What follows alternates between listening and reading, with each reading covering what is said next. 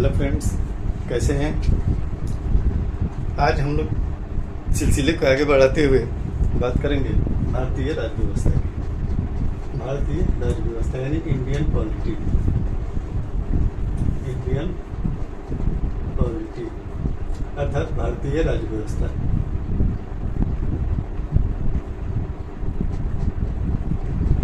जैसा कि नाम से ही स्पष्ट है, भारतीय राज्य व्यवस्था यानी कि राज्य को चलाने के लिए जो व्यवस्था होनी चाहिए उसे क्या कहते हैं, राज्य व्यवस्था कहते हैं। भारतीय राज्य व्यवस्था को समझने के लिए इसका सबसे पहला जो चैप्टर होगा, जो पहला चैप्टर हमारा बनेगा वो होगा संवैधानिक विकास। संवैधानिक विकास, कॉन्स्टिट्यूशनल डेवलपमेंट। और कॉन्स्टिट्यूशनल डेवलपमेंट के तहत देखेंगे कि हमारे संविधान का निर्माण होगा। और कॉन्स्टिट्यूशनल डेवलपमेंट यानी कि संवैधानिक विकास को समझने के लिए हमें इसकी ऐतिहासिक पृष्ठभूमि को समझना आवश्यक होगा। तो थोड़ा सा हम इसकी ऐतिहासिक पृष्ठभूमि को समझेंगे। जैसा कि आप सब लोग जानते हैं, 1757 में पलासी का युद्ध हुआ था। 1757 में पलासी का युद्ध हुआ था, जिसके तहत ये तय हो गया कि भारत पर ब्रिटिश प्रभुत्व कायम होगा। कालांतर में 1764 ईस्वी में बक्सर का युद्ध संपन्न होता है। और बक्सर के युद्ध में भारत की तीनों महाशक्तियां, अवध के नवाब, मुगल बादशाह और मराठे मिलकर अंग्रेजों के प्रति संघर्ष करते हैं और इन्हें पराजय का सामना करना पड़ता है। इस युद्ध के पश्चात हुआ ये कि बंगाल पर ब्रिटिश प्रभुत्व कायम हो गया। यानी कि 1764 के वार के बाद बंगाल पर ब्रिटिश प्रभुत्व कायम हो गया। अतः अगर अब बंगाल का प्रशासन का जिम्मा पूरा किसके ऊपर आ गया, ब्रिटिश ईस्ट इंडिया कंपनी के ऊपर आ गया। तो ब्रिटिश ईस्ट इंडिया कंपनी को यह दायित्व हो गया कि यहाँ के शासन को संचालित किया जाए। तो 1765 में लॉर्ड क्लाइव, नाम याद रखिएगा, लॉर्ड क्लाइव के अंतर्गत यहाँ के शासन को संचालित किया जाने लगा। 1765 में लॉर्ड क्लाइव के अंतर्गत बक्सर युद्ध के पश्चात जब ब्रिटिश प्रभुत्व कायम होता है बंगाल पर, तो 1765 में लॉर्ड क्लाइव के अंतर्गत यहाँ के शासन को संचालित किया जाने लगा। और ये व्यवस्था चलती है 1772 ईस्वी तक। इस दौरान ये देखा गया ब्रिटेन की सरकार के द्वारा इसमें अपेक्षित परिणाम उसको नहीं मिल रहा है। इसमें कई सारी खामियां और दोष नजर आते हैं। कहा जाता है, स्वाभाविक चीज है, जब व्यवस्था में दोष होता है तो व्यवस्था में परिवर्तन होता है। जब व्यवस्था में दोष होता है तो व्यवस्था में परिवर्तन होता है। और ये चीज देखा गया कि 1765 से लेकर 1772 के अंतर्गत जो बंगाल पर क्लाइव के अंतर्गत प्रशासनिक कार्यभार संभाला गया, उसमें अपेक्षित परिणाम नहीं आया, उसमें कई खामियां नजर आई। अतः उस समय ब्रिटेन के जो प्रधानमंत्री हुआ करते थे वो लॉर्ड नॉर्थ थे। लॉर्ड नॉर्थ के द्वारा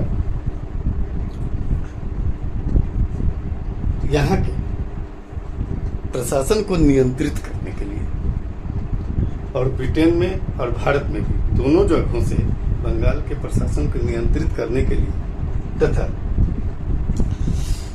उस ब्रिटिश ईस्ट इंडिया कंपनी के कमियों को दूर करने के लिए, ब्रिटिश ईस्ट इंडिया कंपनी में व्याप्त भ्रष्टाचार को दूर करने के लिए और यहाँ के प्रशासनिक कमियों को दूर करने के लिए नॉर्थ की सरकार द्वारा एक गुप्त समिति का गठन किया गया, जिसका उद्देश्य था कि बंगाल के प्रशासन को कंट्रोल किया जाए और यहाँ के शासन को सुचारू रूप से चलाया जाए तथा ब्रिटिश ईस्ट इंडिया कंपनी में व्याप्त भ्रष्टाचार को दूर किया जाएगा। इसी के आलोक में हम देखते हैं, इन सारी बातों के आलोक में देखते हैं कि ब्रिटेन के बंगाल के प्रशासन को चलाने के लिए 1773 में ब्रिटिश क्राउन के द्वारा 1773 में ब्रिटिश क्राउन के द्वारा आता है रेगुलेटिंग एक्ट। याद रखेंगे, 1773 में बंगाल के शासन को संचालित करने के लिए ब्रिटिश क्राउन के अंतर्गत आता है रेगुलेटिंग एक्ट, यानी कि 1773 में जो एक्ट आता है बंगाल के प्रशासन को संचालित करने के लिए, उसका नाम होता है रेगुलेटिंग एक्ट। और उस समय एक क्वेश्चन बार बार पूछा जा सकता है, संभावना बनती है कि जिस समय रेगुलेटिंग एक्ट आया उस समय ब्रिटेन के प्रधानमंत्री कौन थे? आपका आंसर होना चाहिए लॉर्ड नॉर्थ। लॉर्ड नॉर्थ याद रखेंगे। सारी चीजों को नोट डाउन करना संभव नहीं है, जो भी जरूरी होगा नोट डाउन करा लेंगे, समझने का प्रयास करेंगे, क्योंकि अब तब जो अप्रोच होना चाहिए पढ़ाई का वो साइंटिफिक होना चाहिए। वैज्ञानिक दृष्टिकोण से अगर आप पढ़ते हैं, चीजों को समझते हुए चलते हैं, तो चीजें याद भी रहेंगी और आप क्वेश्चन भी अधिक से अधिक कर पाओगे। तो 1773 का रेगुलेटिंग एक्ट आता है।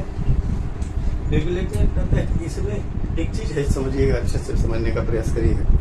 रेगुलेटिंग एक्ट के तहत बंगाल के प्रशासन को संचालित किए जाने का प्रयास किया जाता है और 1773 में बंगाल के शासन को संचालित करने के लिए रेगुलेटिंग एक्ट आता है।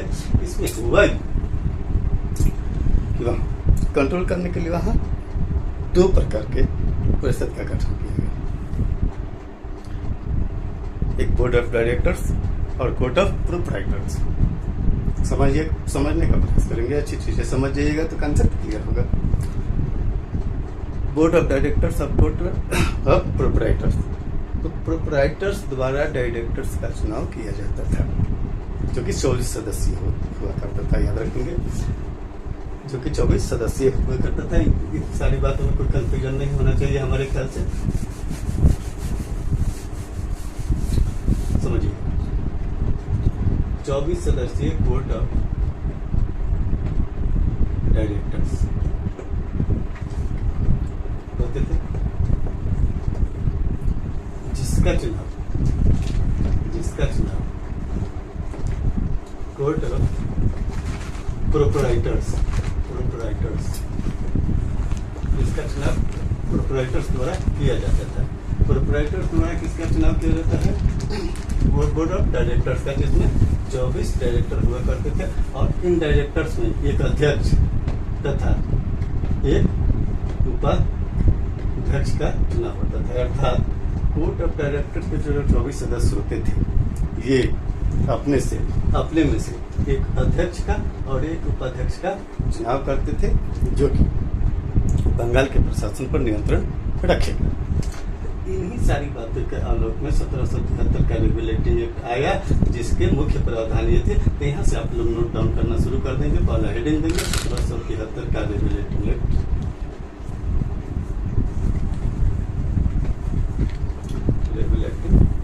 एक चीज और ध्यान रखिएगा, कोर्ट ऑफ प्रोप्राइटर्स को, जैसे कि हमने बताया, बोर्ड ऑफ डायरेक्टर्स को चुनने का अधिकार था, तो वही डायरेक्टर का चुनाव कर सकता था जिसका कम से कम ब्रिटिश ईस्ट इंडिया कंपनी में जो कम से कम 1000 पाउंड के शेयर होल्डर होते थे, याद रखिएगा बढ़िया से। यानी कि प्रोप्राइटर्स जो चुनाव करते थे डायरेक्टर्स का, तो इनमें ये एक फाउंडेशन था कि वही लोग जो चुनाव करेंगे डायरेक्टर्स का, जो कम से कम ब्रिटिश ईस्ट इंडिया कंपनी में 1000 पाउंड के शेयर होल्डर हों। तो इन सब बातों के आलोक में आता है 1773 का रेगुलेटिंग एक्ट। इसके मुख्य प्रोविजंस जो थे, मुख्य प्रावधान जो थे, इस प्रकार थे, जिसको आप लोग नोट कर सकते हैं। पहला प्रावधान नोट करेंगे कि बंगाल के गवर्नर को गवर्नर जनरल कहा जाने लगा।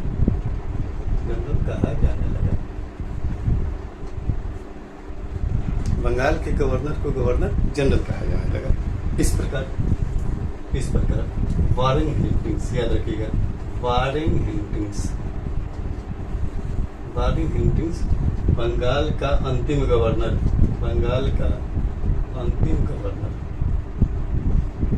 तथा प्रथम गवर्नर जनरल हुआ।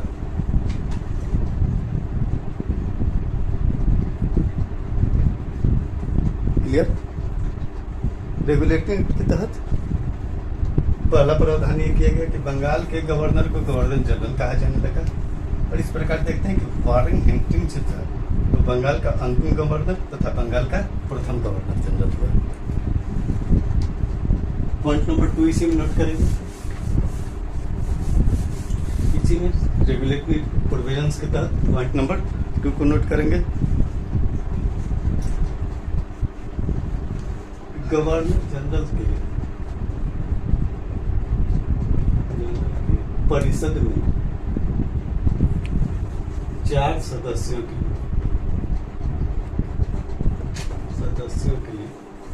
नियुक्ति की गई।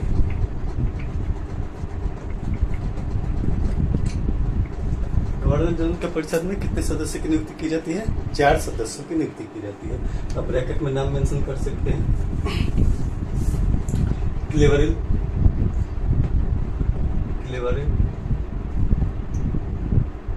मॉनसन, फिलिप फ्रांसिस, और Barwell.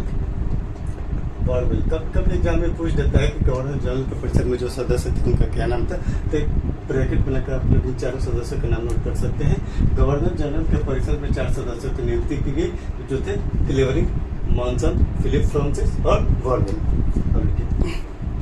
Next point, governor general के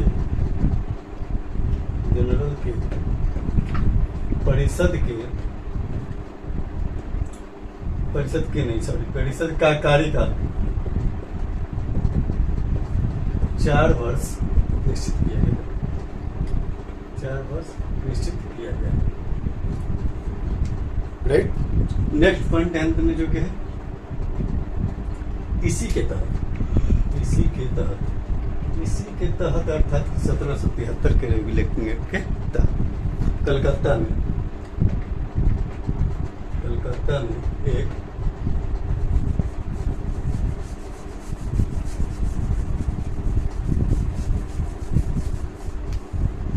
फेडरल कोर्ट की स्थापना की गई। इसी के तहत कलकत्ता में एक फेडरल कोर्ट की स्थापना की गई, जिसके प्रथम मुख्य न्यायाधीश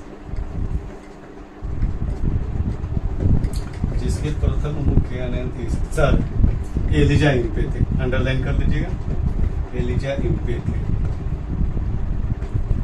1773 के रेगुलेटिंग एक्ट के तहत कलकत्ता में फेडरल कोर्ट की स्थापना की जाती है, जिसके प्रथम मुख्य न्यायाधीश सर एलिजा इम्पे थे।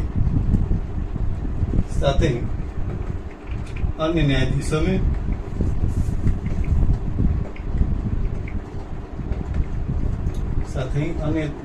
में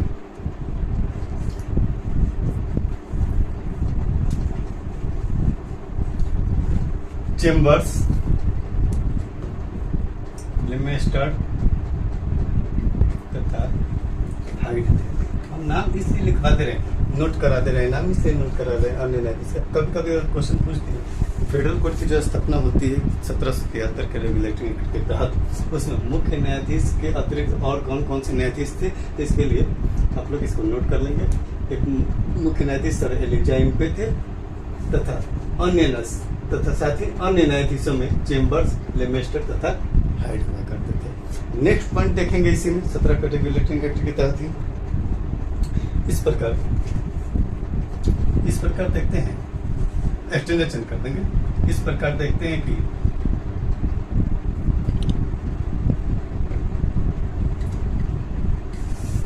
भारत में अर्थात बंगाल में एक सुनिश्चित प्रशासनिक ढांचे की व्यवस्था की गई। सुनिश्चित प्रशासनिक ढांचे की व्यवस्था की गई। ये रही 1773 के रेगुलेटिंग एक्ट की मुख्य बातें। अब हम इस सिलसिले को आगे बढ़ाते हैं।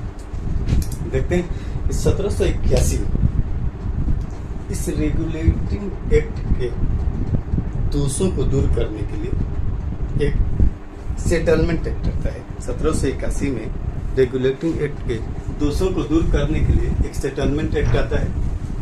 छोटा सा है, लेकिन इसको हम लोग छोड़ नहीं सकते हैं। क्वेश्चन का नेचर कई चार, कुछ भी छूटेगा नहीं, बस अच्छे से समझते हुए पढ़ी। 1781 में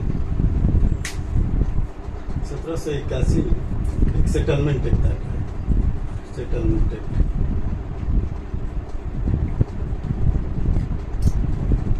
1781 में सेटलमेंट एक्ट आता है, जो कि 1773 के रेगुलेटिंग एक्ट के कमियों को यानी दोषों को दूर करने का एक प्रयास था। इसमें क्या होता है, 1781 के सेटलमेंट एक्ट में 1773 के रेगुलेटिंग एक्ट की कमियों को दूर करने का प्रयास किया गया और इसका जो प्रावधान था उसका आप लोग नोट कर लेंगे।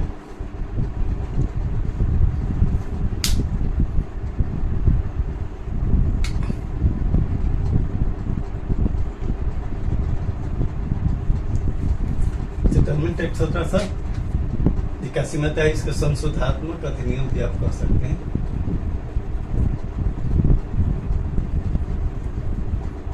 इसमें किया क्या गया, बंगाल, बिहार तथा उड़ीसा के मामले में भी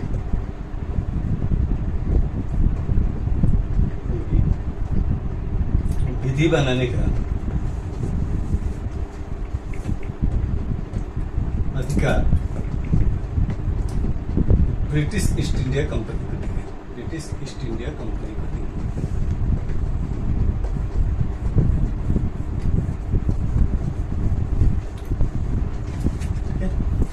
1781 में सेटलमेंट एक्ट आता है जो कि संशोधनात्मक अधिनियम के नाम से जाना जाता है। इसमें हुआ यह कि बंगाल, बिहार तथा उड़ीसा के मामले में भी विधि बनाने का अधिकार ब्रिटिश ईस्ट इंडिया कंपनी को दिया जाता है।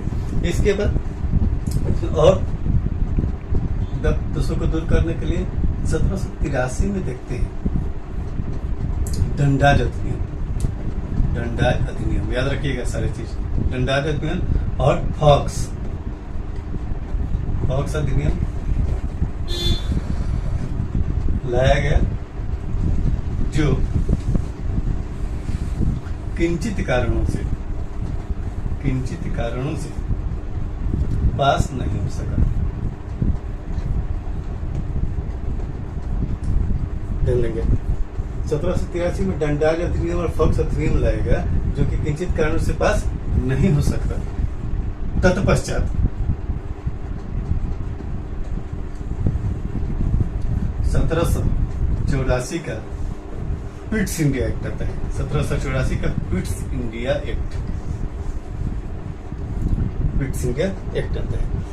अब इसके प्रावधान को देखेंगे। पिट्स इंडिया जो आता है, पिट्स इंडिया एक्ट के तहत क्या क्या प्रावधान है इस पर थोड़ा सा ध्यान देंगे।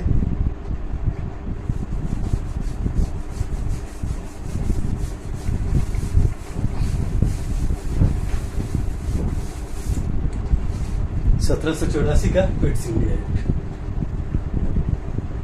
ये अपने आप में एक क्वेश्चन बनता है जी।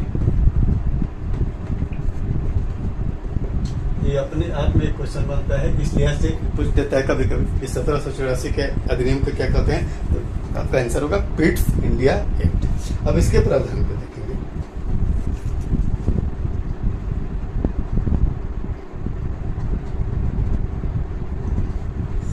इसके तहत सबसे महत्वपूर्ण फैक्ट है, इसके तहत बोर्ड ऑफ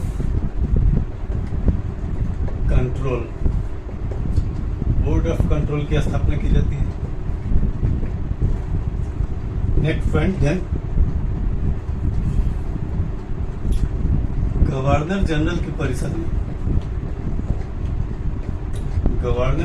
परिषद में सदस्यों की संख्या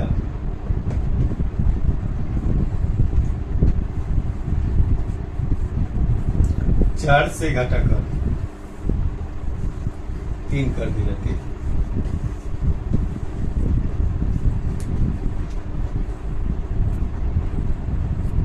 इसके तहत बोर्ड ऑफ कंट्रोल की स्थापना की जाती है और गवर्नर जनरल की परिषद के सदस्यों की संख्या जो 1773 के रेगुलेटरी एक्ट में जैसा कि आप जानते हैं 4 हुआ करती थी, यहाँ क्या किया गया 4 से घटाकर उसको 3 कर दिया जाता है। ये इसके मुख्य प्रभाव। उसके बाद देखते हैं कि सिलसिले को आगे बढ़ाते हुए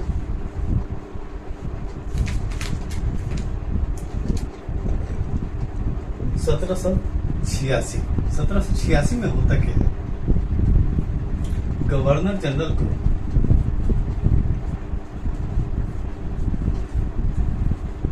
प्रधान सेनापति बना दिया जाता है।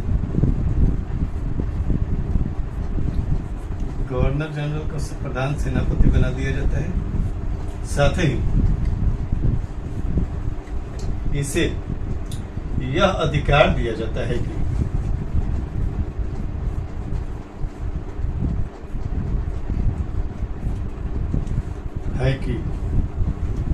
यह विशेष परिस्थितियों में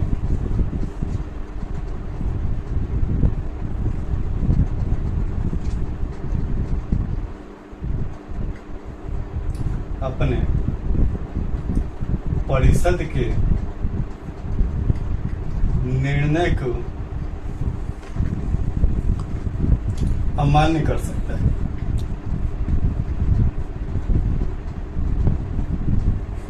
ध्यान दीजिए, 1786 में होता क्या है कि गवर्नर जनरल को प्रधान सेनापति बना दिया जाता है और साथ ही गवर्नर जनरल को अधिकार दिया जाता है कि विशेष परिस्थितियों में जब इसको ऐसा लगता है कि हमें अपने परिषद के निर्णय को नहीं मानना चाहिए, इसका अमान्य कर देना चाहिए, तो इसकी भी शक्ति गवर्नर जनरल को दी जाती है। एक चीज आपको इसमें देखिएगा, धीरे धीरे गवर्नर जनरल को क्या किया जाता है, सशक्त बनाया जाता है। और ब्रिटिश ईस्ट इंडिया कंपनी जो है ब्रिटिश ईस्ट इंडिया कंपनी जो है वो व्यापारिक संस्था हुआ करती थी, धीरे धीरे उसका देखते हैं कि राजनीतिकरण। जो ब्रिटिश ईस्ट इंडिया कंपनी एक व्यापारिक संस्था हुआ करती थी, धीरे धीरे राजनीतिक उन्मुख हो रही है, इसका राजनीतिकरण किया जा रहा है, इसको धीरे धीरे सेंट्रलाइज किया जा रहा है और गवर्नर जनरल की शक्ति में वृद्धि की जा रही है। अब भारतीय उपनिवेश पर भारत पर पकड़ मजबूत किया जा रहा है धीरे धीरे। आगे देखेंगे 1793 में बहुत ज्यादा कुछ नहीं है, बस एक चीज आपको याद रखना है।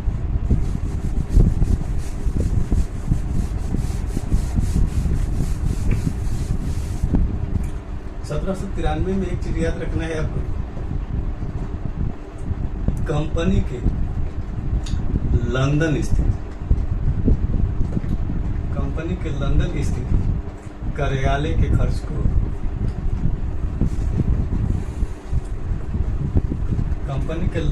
स्थित कार्यालय के खर्च को भारतीय खजाने पर डाला जाता है, भारतीय खजाने पर डाला जाता है। अर्थात कंपनी के लिए जो लंदन में कार्यालय था उसका खर्च कहाँ पारित कर दिया गया, भारतीय खजाने पर पारित कर दिया गया। उसके बाद आता है 1813 का चार्टर एक्ट। 1813 का चार्टर एक्ट, 1813 के चार्टर की हम बात करेंगे। 1813 का चार्टर एक्ट, 1813 के चार्टर एक्ट में बात करेंगे। इसमें क्या होता है, धीरे धीरे क्रम में विकास हो रहा है, संवैधानिक विकास के क्रम में जो चार्टर एक्ट था 1813 के चार्टर एक्ट, इसमें देखते हैं क्या होता है।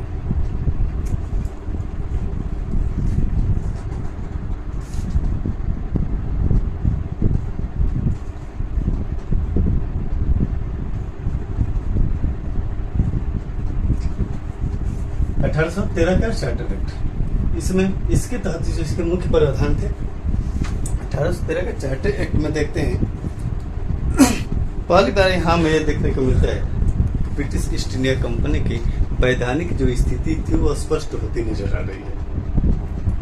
ब्रिटिश ईस्ट इंडिया कंपनी की जो थी वैधानिक स्थिति स्पष्ट होती नजर आ रही है और इसके तहत इसके मुख्य प्रावधान में एक बात आप नोट कर लेंगे, चाय एवं चीन को छोड़कर कंपनी के व्यापारिक एकाधिकार की समाप्ति कर दी जाती है।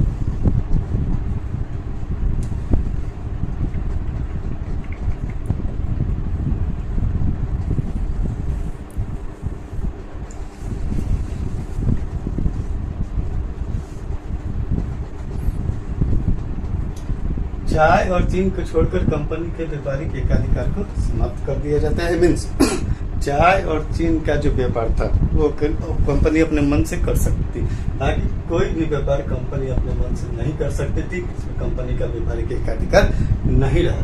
दूसरा पॉइंट, शिक्षा व्यवस्था पर प्रति वर्ष 1 लाख रुपया खर्च करने का प्रावधान किया गया।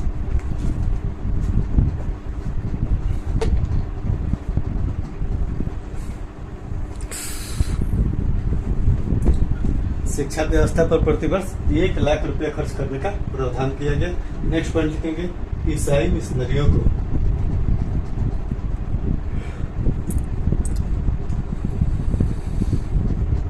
भारत में जमीन खरीद कर भारत में धर्म प्रचार करने की छूट दी गई।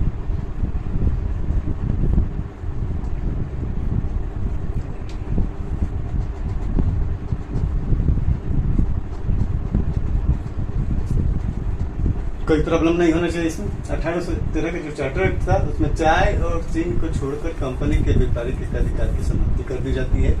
शिक्षा व्यवस्था पर प्रतिवर्ष 1 लाख रुपया खर्च करने का प्रावधान किया जाता है। ईसाई मिशनरियों को भारत में धर्म प्रचार करने की छूट दी जाती है।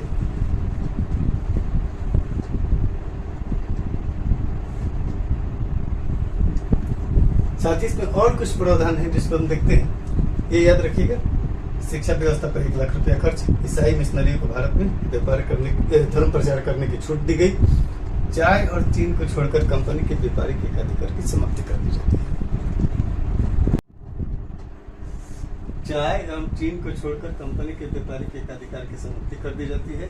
शिक्षा व्यवस्था पर प्रतिवर्ष 1 लाख रुपया खर्च करने का प्रावधान किया जाता है। ईसाई मिशनरियों को भारत में धर्म प्रचार करने की छूट दी जाती है। साथ ही इसमें और नोट करेंगे, इसको पहले नोट कर लें, कहीं भी कंफ्यूजन हो बेझिझक पूछना होगा। कोई भी सब्जेक्ट पढ़ने के लिए इसको समझना जरूरी होता है, इसके बैकग्राउंड समझना जरूरी होता है, इकाई कुछ नहीं होता है। तो जैसा कि हम लोग देखें, इसके अतिथि में गए 1757 लड़ाई, 1764 का बक्सर युद्ध, उसके बाद बंगाल पर ब्रिटिश प्रभुत्व का कायम होना, 1765 से लेके 1772 तक बंगाल में प्रशासनिक ढांचे को देखा गया। ब्रिटेन संतुष्ट नहीं होता है, उसमें व्याप्त भ्रष्टाचार और दोष नजर आते हैं। इस चीज के आलोक में देखा जाता है कि नॉर्थ की सरकार द्वारा एक गुप्त समिति की गठन की जाती है और इस गुप्त समिति के सिफारिश के आधार पर कहीं ना कहीं देखा गया गुप्त समिति द्वारा कि ब्रिटिश ईस्ट इंडिया कंपनी राजनीतिक जो उन्मुख हो रही है, इसको और प्रमोट करने के लिए और अपने कंट्रोल में लेने के लिए क्राउन से एक्ट आते हैं, जिसमें पहला एक्ट हम लोग देखेंगे 1773 का रेगुलेटरी एक्ट, इनके मुख्य प्रोविजंस को देखें। उसके बाद 1781 का संशोधनात्मक अधिनियम की बातें हमने की।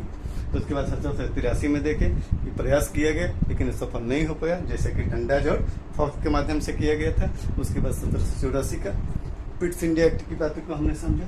फिर 1786 में देखें जो कि कर्नवालिस का कार्यकाल था, आगे पढ़ेंगे जब वायसराय का इतिहास पढ़ेंगे हिस्ट्री के माध्यम से। तो यहाँ बस थोड़ा सा ये देखें कि कर्नवालिस का कर्णधार था, इसलिए उसका नाम आ गया।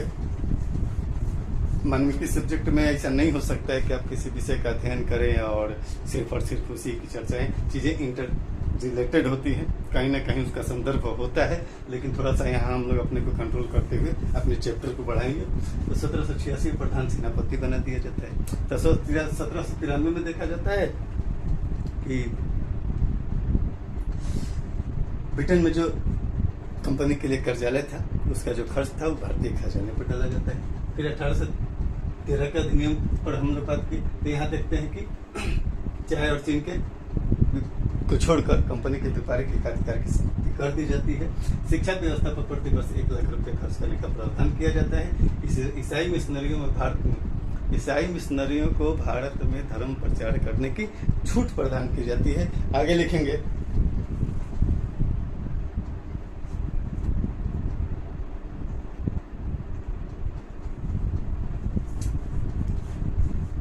आगे एक लाइन और लिख लेंगे, कंपनी के कर्मचारियों को प्रशिक्षण देने का अधिकार।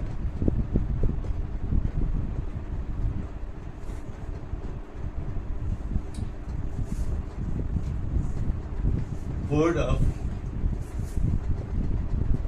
कंट्रोल को दिया जाता है।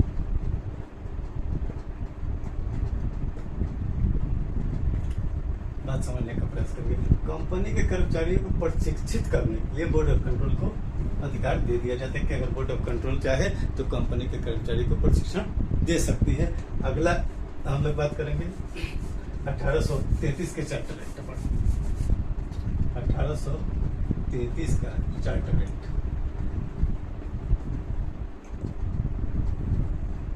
1833 का चार्टर एक्ट।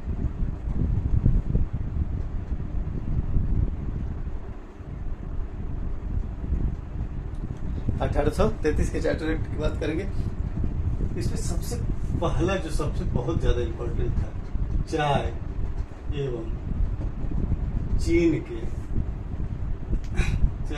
के भी व्यापारिक एकाधिकार को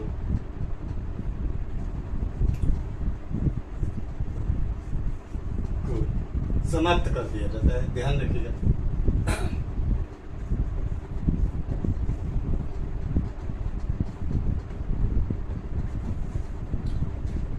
चाय और चीन के भी व्यापारिक एकाधिकार को समाप्त कर दिया जाता है। जैसा कि आप जानते हैं कि 1813 में चाय और चीन को छोड़कर कंपनी के व्यापारिक एकाधिकार की समाप्ति कर दी जाती है। और यहाँ देखते हैं कि चाय एवं चीन के भी व्यापारिक एकाधिकार को समाप्त कर दी जाती है। तो इस प्रकार हम देखते हैं कि ब्रिटिश ईस्ट इंडिया कंपनी जो एक व्यापारिक संस्था हुआ करती थी, वह पूर्णतः यहाँ राजनीतिक संस्था में तब्दील हो जाती थी। लाइन नोट करते हैं, इस प्रकार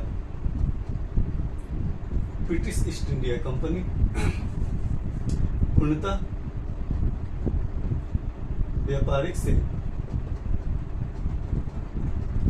राजनीतिक संस्था में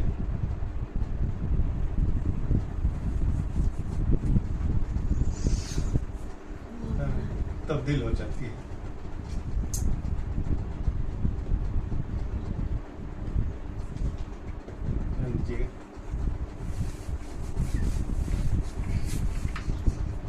इस प्रकार देखते हैं कि ब्रिटिश ईस्ट इंडिया कंपनी पूर्णतः व्यापारिक से राजनीतिक संस्था में तब्दील हो जाती है। तो अगर क्वेश्चन पूछता है कि किस एक्ट के तहत, किस अधिनियम के तहत ब्रिटिश ईस्ट इंडिया कंपनी पूर्णतः राजनीतिक संस्था बन जाती है, तो आपका आंसर होगा 1833 का चार्टर एक्ट। साथ ही एक बदलाव और यहाँ देखा जाता है, बंगाल के गवर्नर जनरल को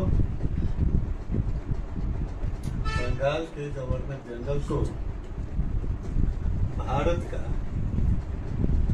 गवर्नर जनरल बना दिया जाता है। यानी कि बंगाल का जो गवर्नर जनरल हुआ करते थे, वो इस एक्ट के तहत क्या हो गए, भारत के गवर्नर जनरल हो गए। इस प्रकार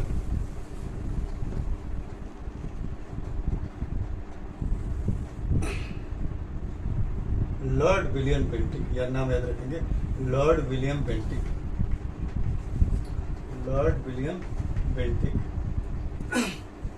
बंगाल का अंतिम तथा भारत का प्रथम गवर्नर जनरल हुआ। अंडरलाइन कर देंगे, ठीक। बंगाल के गवर्नर जनरल को भारत के गवर्नर जनरल बना दिया जाता है। इस प्रकार लॉर्ड विलियम बेंटिक बंगाल का अंतिम तथा भारत का प्रथम गवर्नर जनरल हुआ। इसमें अगला पॉइंट नोट कर देंगे, इसी में 1833 के चार्टर एक्ट में ही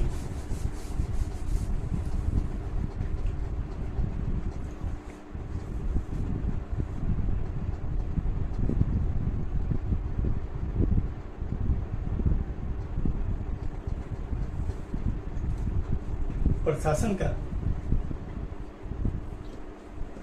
केंद्रीकरण किया गया। ये भी क्वेश्चन कई बार पूछा जा चुका है कि किस एक्ट के तहत प्रशासन का केंद्रीकरण किया गया, तब आंसर होना चाहिए 1833 का चार्टर एक्ट। उसके बाद देखते हैं दास प्रथा को गैर कानूनी घोषित किया गया। दास प्रथा को गैर कानूनी घोषित किया गया, ब्रैकेट में लिख लेंगे 1843 में किया गया था। कई बार क्वेश्चन पूछा जा चुका है, आगामी परीक्षाओं में भी इस प्रकार के क्वेश्चन पूछे जाने की संभावना है। तो दास प्रथा को गैर कानूनी घोषित किया जाता है। साथ ही इसी में अगला पॉइंट लिखेंगे,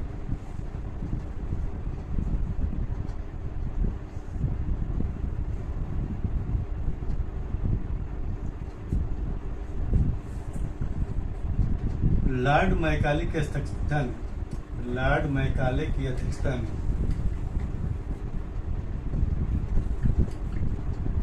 एक समिति गठित की जाती है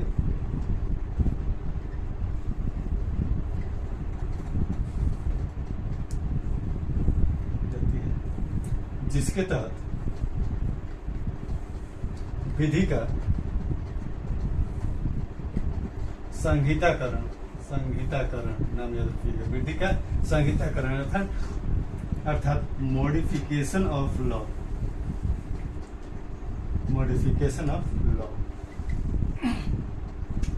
तो विधि का संहिताकरण यानी मॉडिफिकेशन ऑफ लॉ किया जाता है। थोड़ा सा समझ लें।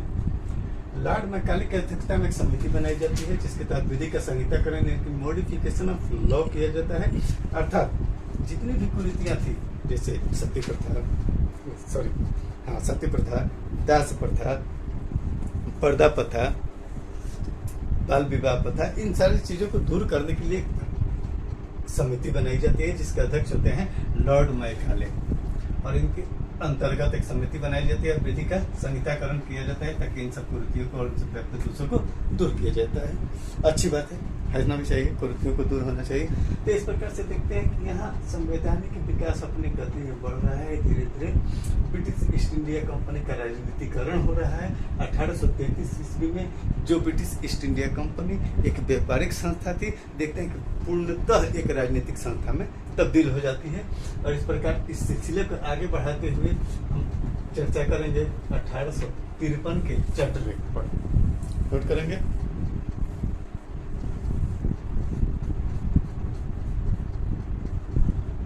1853 का चार्टर एक्ट।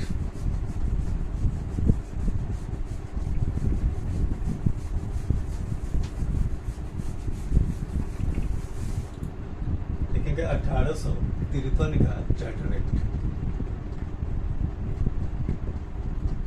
1853 का चार्टर एक्ट। 1853 के चार्टर एक्ट में हम देखते हैं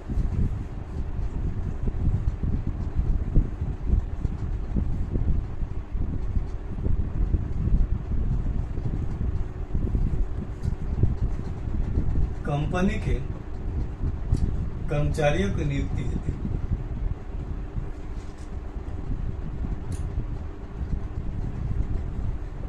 यानी कि कंपनी के कर्मचारियों की नियुक्ति के लिए सिविल सेवा परीक्षा, या इसको ऐसे भी लिख सकते हैं प्रतियोगिता परीक्षा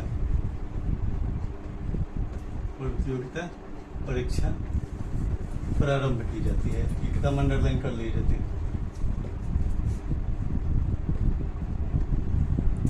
कंपनी के कर्मचारी की नियुक्ति होती, प्रतियोगिता परीक्षा प्रारंभ की जाती है।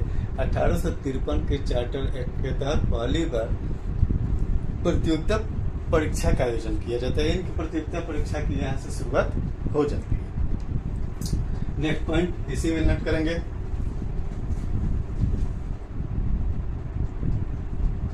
कंपनी के भारतीय शासन को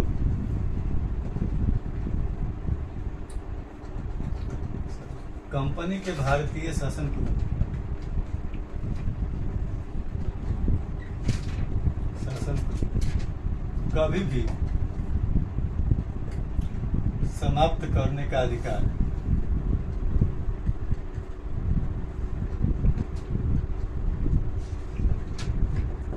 कंपनी के भारतीय शासन को कभी भी समाप्त करने का अधिकार ब्रिटिश संसद को प्रदान किया गया।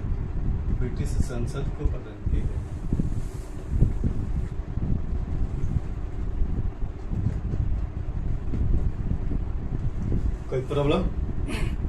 कंपनी के भारतीय शासन को कभी भी समाप्त करने का अधिकार ब्रिटिश संसद को प्रदान किया गया, अर्थात अगर ब्रिटिश संसद चाहे कि कभी भी कंपनी के यानी कि ब्रिटिश ईस्ट इंडिया कंपनी के भारतीय शासन को समाप्त करके अपने आप में अधिग्रहित कर सकती है।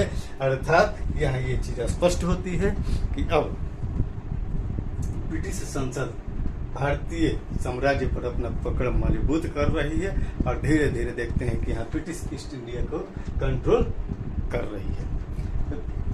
ये अधिकार यहाँ मिल जाता है ब्रिटिश संसद को कि अगर ब्रिटिश संसद जब भी चाहे कंपनी के भारतीय शासन को समाप्त कर सकती है। नेक्स्ट पॉइंट की अगर बात करें,